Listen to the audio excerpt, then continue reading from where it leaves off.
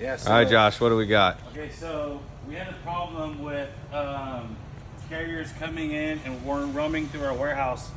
So what we did is we labeled the floor different labels, different numbers, and it correlates to here.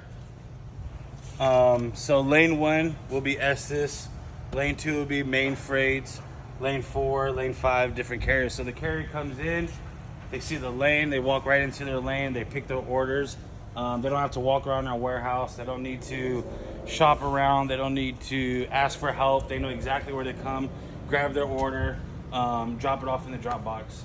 But this simplifies it. They're not gonna, T-Force isn't gonna grab someone else's stuff.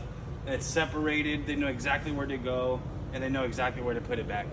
And that narrows it down for the driver and warehousing at the same time. Awesome. Yeah. So if someone's in the bathroom or someone's not here for some reason, Yep. it's a non-verbal communication. Yes, they can just come in.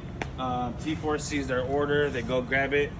They see the number, the lane. They pick it, and that's it. They don't need service. They don't need help from anybody from Tomahawk. They just need to make sure it's dropped off. Before these get picked up, these are also all double checked. So once it's here in this lane, it's ready to go. And this is just the first stage of it, the improvement. You know, some of the numbers are coming off, but we're going to spray paint it now and lock it in. Yeah, we started a cheap way. Before I do anything permanent, I want to do a cheap way. Make sure the process works. Make sure the guys are following the rules.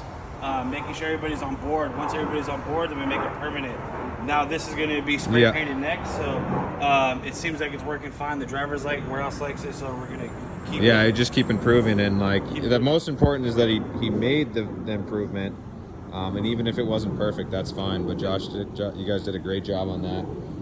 Here it is right now, and we got some other ideas to improve our so basically this will just be laminated. This is just a cheap paper I printed out.